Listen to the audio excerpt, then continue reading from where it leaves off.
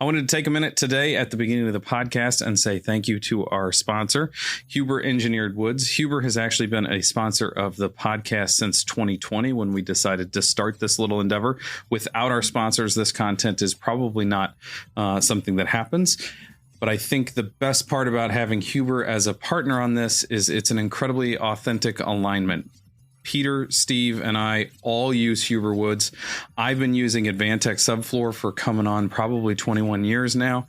I've been using Zip System and Zip System with the insulation on the back, the Zip R, since 2013. It's a system that I believe in. That systems approach where things play well together. They have design parameters that allow you to use their system for what you're working on. It works. Their tech support's there. Their knowledge is there. I've never had an issue with their product, and it's a great thing that they've decided to sponsor the podcast. So thank you, Huber Engineered Woods. I'm Jake Bruton, and welcome to the Unbuild It podcast. Today I have my normal co-hosts with me. I'm called Normal. Wow. Normally you're my co-host. See how I didn't use the word friend? Peter Yost and Stephen Basic. Yeehaw! And we're in Texas, and that's why he constantly wants to say yeehaw or y'all or howdy. Yeah. Well, Jake hates Cowboys, so I'm trying to pick up the slack for that. And today I want to start the podcast without telling you what the topic is, but by telling you a story from a few years ago in my career. Oh, I love when you tell stories. Okay. You know, it's funny because you are a really good storyteller. Like, if I'm ready to go to bed, I turn on one of your videos, man, I'm gone. Settle in for an afternoon nap. Have at it, man. I'm like gone in about 10 seconds. And if we're asleep, you get no one will interrupt you. You can just finish this podcast. With friends like these, who needs enemies? Enemies? Enemies. Oh. Anemones? Just trying to be stalworthy. So a few years ago, I had a renovation client. I think all we did was a bathroom, kitchen, and some flooring. Like, it wasn't the whole house, but we were there for a while. We know really these. Milked it. Yeah. Billable hours, buddy. That's all you. And one day I was standing in the client's kitchen talking with them, and out of the corner of my eye, I saw the 10-foot wide opening from kind of like one living room to another living room. And I said, did the room on the other side of that big cased opening used to be a garage? And she was like, how could you tell? And I said, well, there's oak trim around that opening. And on this side, I mean, there's oak on the opening, but everywhere else in the house, it's painted like ranch or clamshell style casing. And it had this fluted oak with rosettes at the corners and everything. And I said, it really does not match anything else, which makes me think it was a renovation at some point. And the room on the other side of that. Not that he's listening, but I can just see Brent Hull cringing. Yeah. I said clamshell. Things don't match. It was a renovation that was turned to rosettes over fluted casings in a ranch. Yeah. And I was really just like, it doesn't fit the rest of the house. And that was why I asked. And she said, well, we also don't think that it fits the rest of the house, but we had that done in 1997 before cell phones, and we left for the morning when they were going to cut that open, and we got back and the trim work was on the wall, and he kind of had this ta-da mentality about it, and he was like, look at what we did today. And they didn't like it, but they didn't make him take it out because he was so excited of. He did such a good job of doing a bad thing. Yeah. And what do you do with that? And I wouldn't have a problem breaking his heart. I wouldn't either. But when we first started talking about this topic, being what level of involvement should the clients have, they had zero involvement in that decision-making process because it was pre-cell phones and probably not fly-by-night, but a less professional contractor at the moment. Like, you told me what you wanted. I did what you wanted. The specifics are up to me. I'm the one doing it, sort of thing. So today we're going to talk about the rights and wrongs of how involved should a client be? Where do we find that sweet spot? We're not building spec houses, so we don't want to just build a house and then hopefully somebody come and buy it. But we're also building custom homes. We want people to be involved. But at the same time, I think Steve would say he would be pretty pissed off if clients brought him drawings that they had drawn and said, "Can you just stamp this for us? Can you just stamp this? What's it take to get you to stamp this set of drawings?" So let's suss it out. Where do we start? Architect is probably the answer. So yeah, I mean, client involvement, it's one of those things where I think I would say it's almost twofold, right? There's the design process, certainly, with the internet, Instagram, just being able to find all this stuff out there. Access to information. You know, I get people that say, "Hey, you know, I sent you 3 videos last night about this. What do you think? Can we incorporate that into the project?" Yeah. That's Steve's response. Don't know. I didn't watch them. Your email's set to go to the junk folder. Yeah. But the reality is there's a lot of information for homeowners to do easy homework. And a lot of my homeowners are extremely excited about what we're embarking on. And so I can't even believe I'm going to say this. I have to be sensitive to the idea that they're very excited about an idea that I think is pretty dumb and that we don't want to do. And I have to, I would tell you that, some of them might say, "No, that's a dumb idea. We're not going to do it." So I am that blatantly honest. But a lot of times I just, try and say, "Hey, you're really not understanding the context there." And some of them try to pursue it a little further. And then I have to nip it in the bud and just say, "Listen, I'm going to be flat out honest. It's a dumb idea for this reason. Let's not, but we can do this." But the idea is that they're constantly injecting, right? "Hey, should we do this? Should we do this? What about this? What about that?" And it's something as easy as we have the design, we're moving on, and it's like, "Okay, let's talk about the assemblies, basement, it's a cast foundation. Whoa, you did those videos on Perfect Block. Should we do Perfect Block?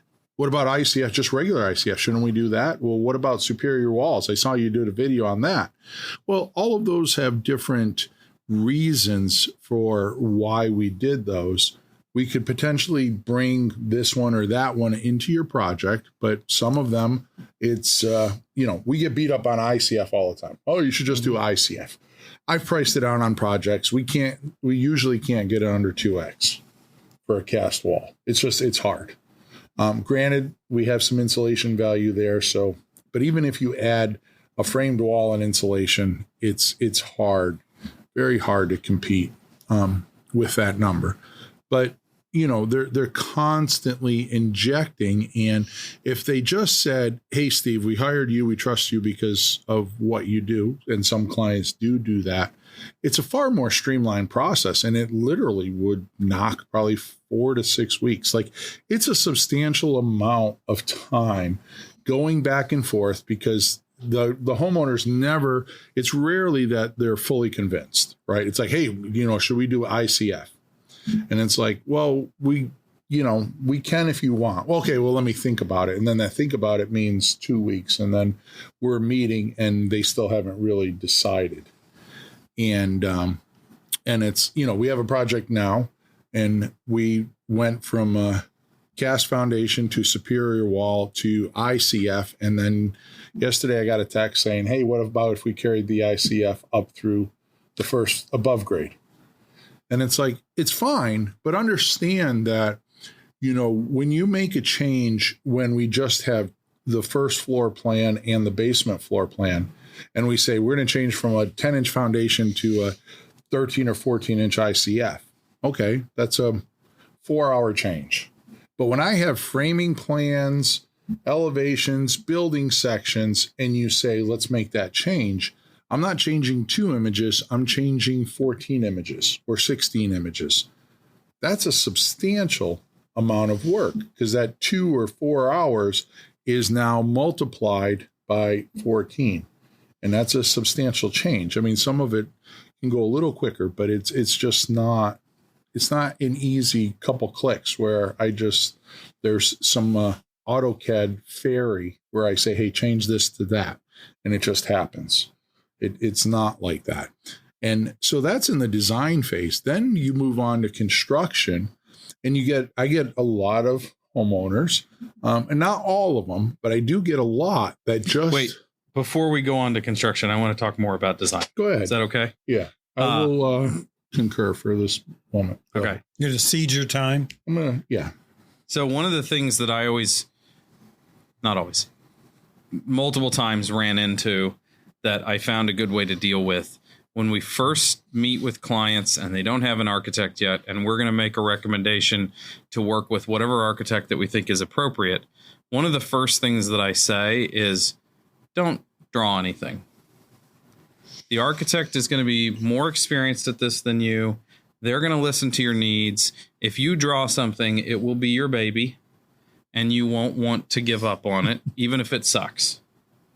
So your involvement in this phase is to be concise with what you think you want, like your program, the needs that your family has, and have an understanding of things that would be deal breakers for you or not. That you always put it as like needs, wants. Yep. How do you say it? Desires. Needs, wants, and desires. Yeah.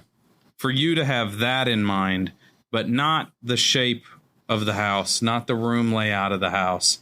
And if you feel that you need to have lots of input, that input should come from a aesthetic standpoint. So you should be able to go, here are 10 pictures of houses that I absolutely love. And this is what I like about those pictures. And then the architect go, okay, well, these 3 are never going to happen for your budget. So let's look at these 7 and we can move forward from there. And I think that that's a huge asset for my pre-con process, because before I started saying, do not draw anything, and at lower barrier of entry now, we would get like actual digital plans from people that they had drawn with free downloadable software that allows them to plug things in. Steve, chief architect. Does that ring a bell with you? I get those all the time. People, hey, I just had some time last night and I figured I would draw up the master bedroom the way I think it would work. And we have had clients, especially you and I together, over the last few years that like we send them, we have the plan meeting, a design review meeting, and then they ask for a copy of the set of plans with dimensions on it. And you know they're going to come back with, this room's not big enough, this room's too big, or I redrew it. Like those are the only 2 choices. When someone says, I need to know room sizes, those are the only 2 choices. It's not big enough, it's too big, or I redrew it. You know, it's funny because when I'm working with clients, one of the things that I do to understand whether the client is really listening and really like how much do they care about the project. But let me explain when I say care. At the end of the meeting, I'll give them a series of questions. And the question or the next meeting, my interest lies in, did they answer the questions I sent them away with, or did they just come back with other ideas that they thought were pertinent pieces of information? Because if they're following the process and they trust the process, they're going to answer the questions I asked and we can be able to move on. But when they don't do that and they just come back and say, oh yeah, we didn't really look at that, but you know what we were thinking? It's like, well, I do care what you were thinking, but for us to move along in the process, then we probably should get some answers to the questions that I suggested you answer when we left last week. The diplomacy that he just deployed by saying, I do care about your questions. I'm impressed. Well, he knows that some of our clients listen to the podcast is what's happening. So, but you know, I had one client, I didn't get the job, but he wanted to do something just absolutely ludicrous. And I didn't get the job. He hired somebody else and they did it the way he wanted to do it. And I just remember like I had to drive out of my way, and I did, to drive by it. I got out of the truck and walked around, and I said, yes, that is even uglier than I would have expected. And I was like, it exceeded your expectations. It exceeded my expectations. And I said, you know what? You deserve it. Good luck. And I didn't talk to him, but there's clients that like they see it as, am I just helping them or am I doing my job. And it's, it's not like the framer, after the framer leaves, you run out there and you straighten out a couple walls or put in some shims or fix things. Although I have had clients go around and measure window openings to make sure they were framed properly. But there's wanting to, and Travis did a really good, I don't know if you watched Travis's video that Absolutely. He did on the Build Show. No, you didn't, because I know Travis is going to listen to this. So what were the two things that he was talking about? I think you're probably going to say it better than I could recount. Yeah, exactly. But he said there's like being part of it or being involved, right? Like you can be part of the process, but you don't necessarily have to be involved in the process. Yep. And so you could be part. I mean, every client of mine, I never say you shouldn't. Like, you're the primary piece to the design process. I'm more of a coach, but you have to let me, right? No football player goes up to the coach and says, hey, coach, you're wrong. Let's run these plays. And I think, Jimmy should not be quarterback, but why don't we put Tommy behind the ball, right? Nobody on the football team is doing that. So, but there's guys that say, hey, coach, maybe if I got the ball and I went through, the third hole and, Johnny pushed a little bit more, that play could be a little bit more effective against this team we're playing this week, or whatever the case is. But you get my point. There's like making a suggestion, being part of the solution, but then there's trying to be the solution. So I think that this is the reason. Well, I realized a few years ago that like our most successful clients are doctors, lawyers, and engineers. And I initially thought they're our clients because they have a high level of income and we provide a premium product. And so that's why we end up working with them more often. And then it took me a few years after I realized that was who our like bread and butter clients are, to realize they all give professional advice for a living. So they're willing to take professional advice for their project. I mean, my most successful clients are the ones that are the most successful, right, in what they do, like CEOs of companies, et cetera. And it's not that they're smarter. They're probably the best listeners out there. Yep.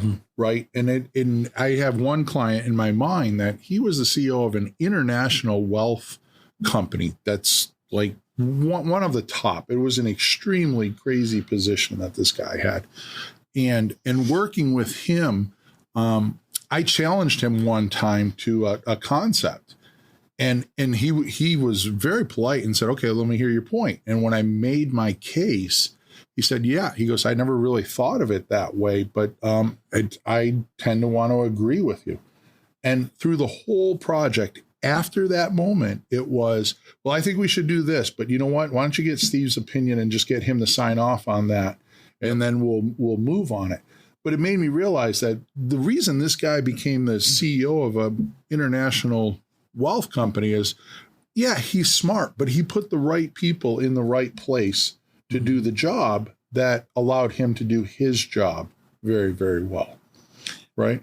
And he was very involved in the project. And he was very involved, it's a different type of involvement. But he listened when one of his managers said, hey, we should do this. He would consider it. And then he might say, well, hey, Johnny, what do you think about Tim's, because that's going to affect you, get their opinion. And then he basically makes the ruling on it and says, yeah, we're going to do that. But you know what? Make sure that he's involved from this aspect. I think it's interesting that I don't do the same work as either of you with clients, but it's still the same tension of you would like the client to be as involved as we would like as professionals. And there's a tension between their knowledge and lack of knowledge, their involvement or willing to be a good listener. In my work, when I'm trying to figure out how a building works or doesn't work, the temptation is for the building owner to follow me around during the diagnostic process, which is incredibly difficult if somebody's always asking you questions over your shoulder. Yeah. However, they have the greatest institutional memory for the building. So on the one hand, I don't want them to be involved in part of what I do, but I really need them to be fully engaged because they have information they don't even know they have. Yeah. And if the snapshot of the building the day that I show up is not adequate to figure out what's going on with the building, I need to get data over a longer period of time. Well, they're going to be part of that too. And I think the other thing, that's symptom. I mean, you'd mentioned that in another one. That's kind of symptoms related, right? Because if I go to see the doctor and I don't tell him what's wrong, he's not going to be able to understand how to pose a solution. So you going into a building investigation, you're relying on the homeowner or facility manager or whoever the case is to provide you some initial information. And that's relatively easy. It's the hidden little nuggets that, that in the conversation, they don't know the importance of it, but when it comes out, the eyebrows go up. Yeah.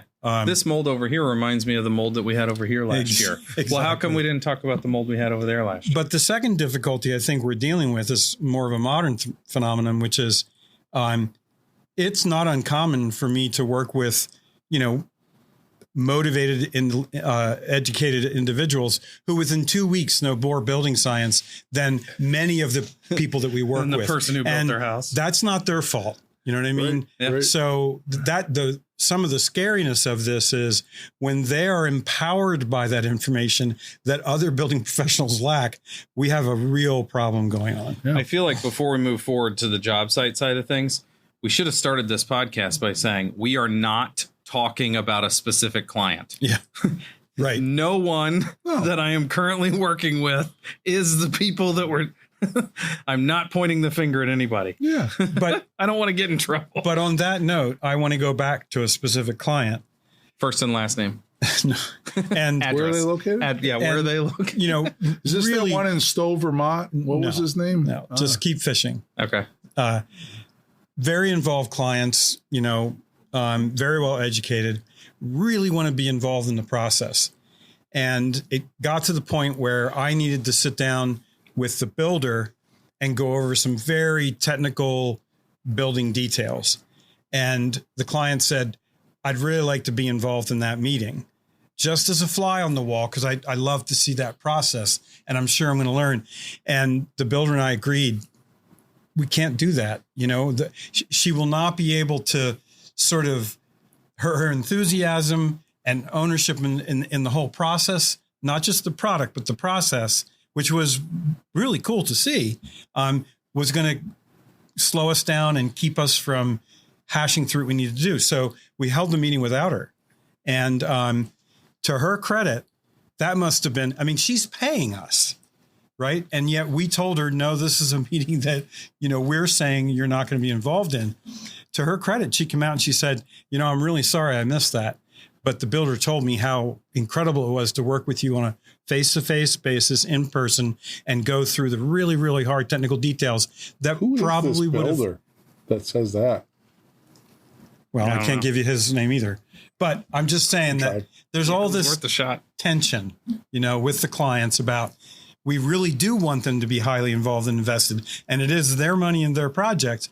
But what Steve alluded to is if they've got to trust you. Right. You'll pull them in when you can and need to, but they got to trust you. That's not going to be necessarily all the time. Yeah. So the job site side of things. So moving on. My brother-in-law is a licensed mechanical engineer. He wants to do the electrical. Yeah. It's a little bit of a stretch, but I can see where that would be okay.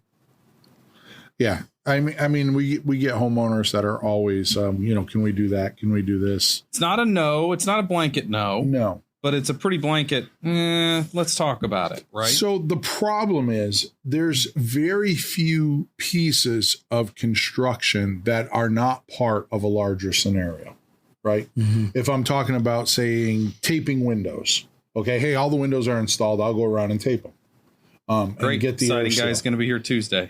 Yeah, siding guy's going to be here Tuesday. It might be a larger job, but more importantly, when the window leaks, your involvement now, the window guy says, yeah, it's probably because you taped it, because I've never had that problem before. Mm-hmm. Yeah.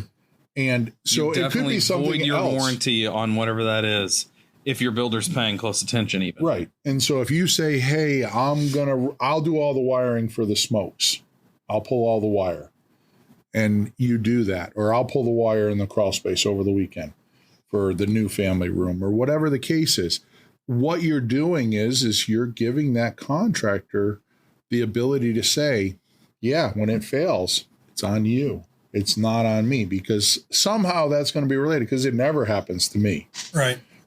And so your involvement and I can appreciate it. I get it. I mean, I'll tell you what, I will talk about one of our clients.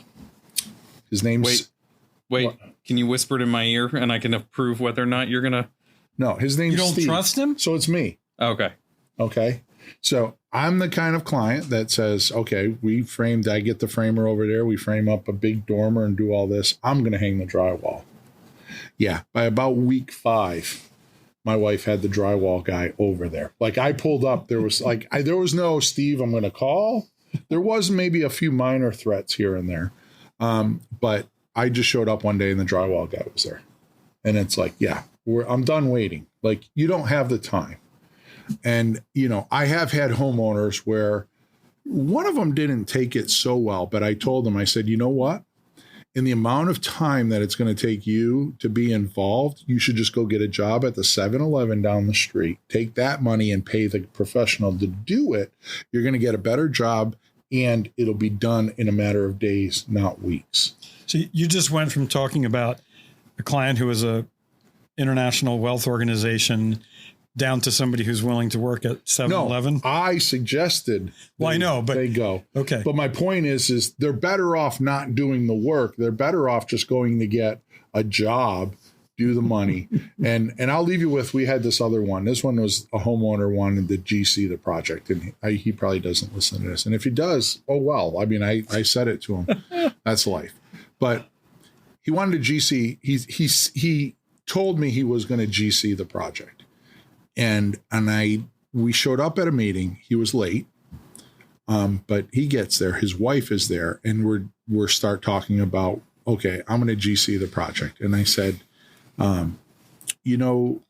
Joe, you've rescheduled this meeting 3 different times. This is the 4th time that we suggested, and you showed up 20 minutes late. And this is just one meeting. And you want to GC a project where every day is probably worth at least 4 or 5 meetings with subcontractors, the concrete guy, the framers, somebody. Yeah. And I said, how do you expect to do that when you can't make it to this one meeting? His wife smacks him. She went off on a rant. I told you, this is exactly, Steve, I am so happy you said it. She went on like, so I lost his faith probably a little, but man, I gained the faith of the person that wrote the check. And needless to say, Joe went on, still GC'd. Take a guess how many framers we went through on the project. More than 2. Yes. It took 4 framing More than crews. 2. 4? Yes. Now, the funny thing is, 2 of them walked on the job and said, I don't even give a crap if you pay me. I don't care. I'm done. Grab these tools and I want out. Dang. And I was like, damn. Yeah. Because I would just call and I was like, hey, where's, Bobby and the guys? Yeah, they quit yesterday. The flip side of that is, even if that person acts as a perfect GC, they have no leverage with trade contractors. They don't know after the fact. So it's tough. Next job. And this is extreme involvement. But I think it's even the ones that say, okay, you know what? My wife and I, we're going to save a few bucks. Can we do the painting? And and it's what I find really interesting is there's a lot of general contractors that say, sure, I'll give you the number to my painter. And you can go and hire them. Bad idea. Yeah.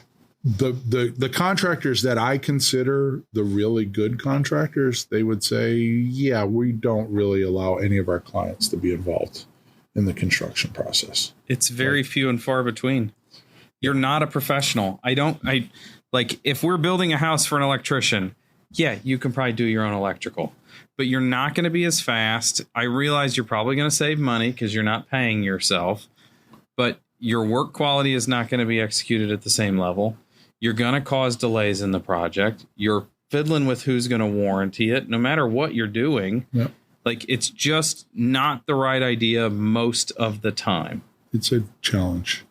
I tell some clients, I said, hey, how about if we get the general contractor, we'll pour a pad out there and you can be in charge of the shed fully. You can general contract, you can frame it, you can wire it, you can do everything. That's your project. How about that?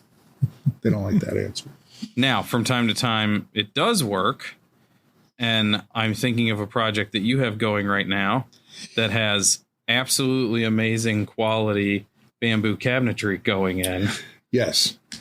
But that's a different kind of client. Like he's a hobbyist woodworker who has better quality tools than my wood shop at my professional company. He's a different level of homeowner involvement. Like he could be a cabinet maker if he wanted to. He just chooses to do it as a side note. So he's making his own company. And, that contractor who's extremely good said, I'm just going to have to pull my guys out and you can go through all this and then we'll come back in like 6 weeks or so and we'll put in the flooring and do the things that we need. So there was a savings, but there's also a cost associated with it. There is a cost. Mobilizing away and mobilizing back. And coming back. And he knows. For him, it's not so much about the money. It's about when I walk into the kitchen, I want to say I did that. That triggers in me that we want clients to be involved. It is for some people, it's the largest, greatest cost project they'll ever do in their lives. Yeah. And so maybe the trick is to be proactive and find the right way to, give them a sense of contribution and ownership, because you hate to turn that off. You don't want them to be disconnected from their own. It is a good way to keep them motivated about the project too. Involved. It's also a good way to make them pissy about the project too. It's a balance, man. It is. And I don't think there's a clear solution because certainly the personalities of the homeowner, the personalities of the general contractor. I disagree. I think there is a clear solution. Well, and I think that solution is communication about expectations. Well, and honesty from both parties. When I thought about the topic for this, and yes, what I find really interesting is that 30 years ago when I started, like I can't, if I look back at, say, my first 5 years, I can't remember a client that said, hey, can I do that? Or can I, like, they hired the general contractor, they did it, and it was like, tell me when I can move in. And they were around to walk around and check things out, but they weren't HGTV. Yeah. So now with just all of this information out there and Instagram and us posting stuff, it's like all of a sudden, like you said, Peter, in a matter of days, they think like I've climbed to this upper echelon of building scientists that now I can start talking and doing this stuff. And it's, I don't see it, but. Now I'm going to leave you with the one time recently that it went well, and you and I haven't talked about this yet. Ron's house. Ron may or may not listen to the podcast. Ron's a good guy in my eyes. He's one of my absolutely favorite clients. Yes, I don't even know Ron, but I like him. Yeah, you hear good things. Yeah, that's what. And he's from the military, so I can understand why Jake has some aversion to Ron. No. Oh boy. Steve's already been paid out on this project, so it doesn't matter what he stirs up at this point. He knew that nobody was going to be on site for a couple days, and he knew that we were waiting on HVAC guys to finish some details so that we could have the framers come back and finalize some interior soffits and things like that, or drop ceiling in one room. And he was kind of bumming around the site and noticing that nobody was there. And he went to his shop and got his tools, and he came back and he put in cabinet blocking everywhere we needed cabinet blocking, because we'd already talked about. And I showed up and I was like, man, I can't tell that it wasn't one of our regular carpenters that did it. Wow. Fine. Yeah. You did it on your own accord. He didn't ask permission. He didn't ask forgiveness either. Of that he just stuff, said, I did honestly, it. Not that some framers are bad, but like if a homeowner, if some of them you give the task of say, hey, why don't you go put the cabinet blocking in? Like they're going to make it almost furniture like. Yeah. right? Because they're just excited and they don't want to show that I can't do this. It's like, see, I can be one of the guys. I can do this. And so they take their time. Now, they could never make money at it, but if it took them 6 hours to put 18 feet of cabinet blocking in, they're proud of it at the end of the day. Don't block the client from blocking. The other thing that I find kind of interesting is you and I have 3 houses going right now in which the clients live next door. One of them is about a 12-foot space between them. The one that's going to get torn down after we finish it. Yep. Ron that we were just talking about, they're going to leave the old house, but they're not going to inhabit it. It's going to be for guests. Right. And then the third one is the one in Lewisburg, Kansas that Isaac's working on. They live next door. They're staying with their kids. Didn't you just have one down in Newton where the guy bought the house next door so he could watch it build the other one? Yeah. Well, he bought the lot next door, and so he would literally like watch, and he will listen, but camera out the window. He would take pictures and then text the general contractor, "Hey, the guys are doing this. Is that how they should be doing it?" And he had his involved. But that's what I was about to say is like, I think my project managers would probably be like, they're always here. They're always over here. I have to explain every second of every day to them. I have to explain why that 2x4 got cut wrong and we had to buy another one. But at the same time, I'm excited that they're excited and they're there. Yeah. I would rather have a client that I would have to be like, you know what, if you would like to talk to me about it first rather than bother the guys on site, come to me and I'll handle it, rather than go, hey, can you please come by the site and see what's going on so that we can talk about this. So on some level, I think we're all kind of saying like, we want enthusiasm, we want clear communication, we want clear expectations, we want you to be involved. But let's figure out what the right level of involvement is for you and your project. I like your thing about setting expectations, because you could right up front say, hey, look, if you really want to be part of the building process, let's talk about what that might mean and what it can't mean. Right. You know, that may be something you kind of cut it off at the pass. Yep. I never thought about that way. You know, he went all Texas with the cut it off at the pass. He did. The other thing about client involvement is that I have had 3 clients that were, you know, either engineers or highly technical people. Where do they park all their trains? Oh my. Yeah. Thomas, hold on a second. I actually said that to one guy. He says, "Oh, I'm an engineer." So where do you park all your trains? It took him a while. With reason. In 3 instances, I've either loaned or shipped my equipment so that they could do some of their own analysis of what was going on with their building. Wow. And, you know, gave me access to all the data so that I didn't have to go down to work on that project. They were doing it themselves. And talk about investment. You know, they really, really were happy with the process. So, yeah. Okay. Interesting conversation. It was good. It was good. I'm going to really struggle for a resource on this one, but all the ones that are sort of philosophical or broader in nature, a little more nebulous. Yeah, a little more nebulous. But you know what? The other day I was on a job site shooting film. Had my little, what was it called, where you put the camera in the thing so it doesn't bust, gimbal. So I had my phone in there, I had the little mic thing in there, and I didn't take the case cover off this time. The thing jumped out of the gimbal, smashed down on the rock. Yeah, so I buy a new phone. I get home, and I realize the calculator doesn't work on the new phone. I'm like, what the hell? $1,500 phone calculator doesn't work. Doesn't add up. Yeah. Yep. Someday we're going to be highly divisive on your bad jokes. It's not a bad joke.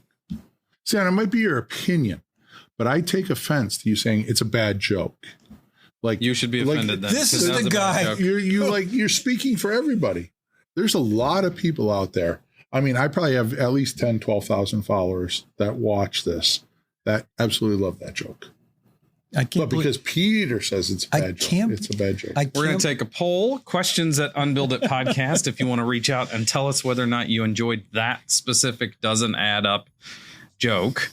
Well, of course, you pick one of my lower caliber jokes. Oh, so he's in agreement. I'm just saying. No, I didn't say it's a bad joke, but it is a lower degrees. Caliber. Okay. It's a set of degrees. Yeah, fair enough. Or rather than a poll, if you have questions or comments, please send them to Unbuild It Podcast or questions at unbuilditpodcast.com. Don't forget to leave us a 5-star review on iTunes. It helps the algorithm help other people find it. And don't forget to check us out on buildshownetwork.com now. We are part of the Build Show Network family in this context, even though Steve and I already were. You know, as a marketing tool, we should do like a Steve's joke calendar or something. Like every month we get to revisit one of these fine jokes. Maybe we can table that discussion for later. You heard it here first. Have a good day. See y'all. So long.